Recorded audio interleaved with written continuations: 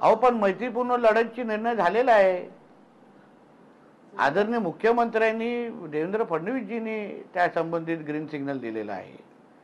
सगळेजण आपल्या आपल्या पद्धतीने, तुम्हीच त्या मूडमध्ये येत नाही अजून, राजकीय पक्ष गेलेले आहेत त्या मूडमध्ये। आम्ही प्रत्येक जण आपल्या आपल्या पद्धतीने स्वबळ म्हणणार की मैत्रीपूर्ण लढत, आम्ही प्रत्येक जण आपल्या आपल्या पद्धतीने कामाला लागलेलो आहे। प्रत्येकाला खऱ्या अर्थाने अगर आपल्याला आमच्या पक्षांमध्ये, कारण का ह्या सिंधुदुर्ग जिल्ह्यामध्ये तुल्यबळ ताकद आहे, शिवसेना म्हणो किंवा भारतीय जनता पक्ष, तुल्यबळ ताकद अगर असेल तर युती करून, महायुती करून आम्ही बंडखोरीला कशाला आम्ही प्रोत्साहन देऊ। आजच्या तारखेला उदाहरण कणकवली नगरपंचायत तुम्ही बघा, उभाटाकडे उमेदवार आहेत का?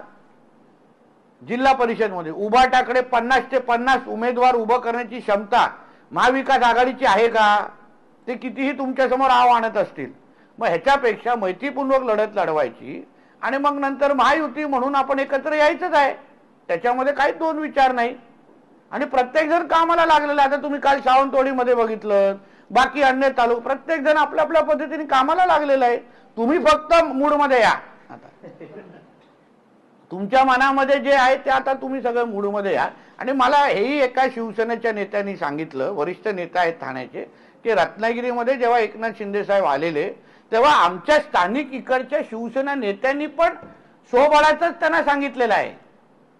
मग अगर शिवसेनेला स्वबळावर लढायचं आहे, भारतीय जनता पक्ष स्वबळ आणि मैत्रीपूर्णची लढाई ती तयारी आहे, मग मला असं वाटतं वेळ न घालवता प्रत्येक आपल्या आपल्या माणूस कामाला लागला। आज पण आमचा वेंगुर्ला आणि सावंतवाडी दौरा आहे, आमच्याकडे प्रत्येकाकडे 50-50 सक्षम उमेदवार आहेत, रेडी आहेत।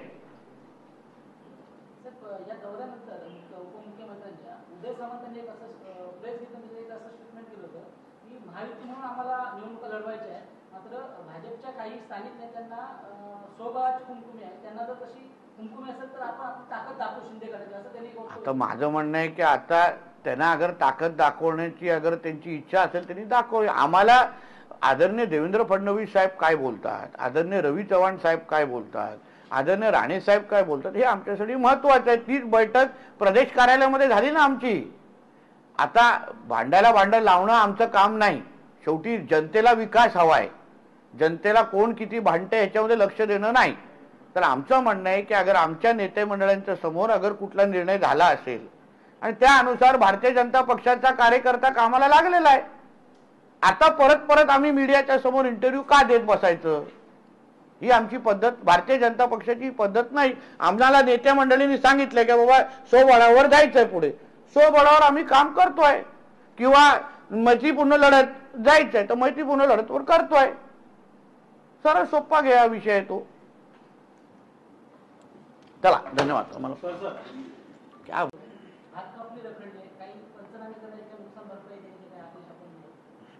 पंचनामे सुरू आहेत, पंचनामेच्या माध्यमातून सगळी माहिती गोळा करणं काम सुरू आहे। नुकसानीचा एकंदरीत आढावा घेतल्यानंतर त्यावेळी ह्यांना आपल्या शेतकऱ्यांना आणि लोकांना मदत दिली जाईल। आता विमाची रक्कम जवळपास किती 90 कोटी ना, पूर्ण 90,43,000 शेतकऱ्यांना वाटप झालेली आहे। दिवाळीपूर्वी पूर्ण झाला, त्याचा आम्ही दिवाळीपूर्वी मी ऑनलाईन होतो, कलेक्टर मॅडम आणि आम्ही सगळे जणांनी तो जो काही ती जी प्रक्रिया सुरू झाली ती पूर्ण 90 कोटी वाटून झालेले आहेत। मोठी अमाउंट आली, 43,000 शेतकरी, फार मोठा विषय झाला। सगळ्यांची दिवाळी खऱ्या अर्थाने गोड झाली। 43,000।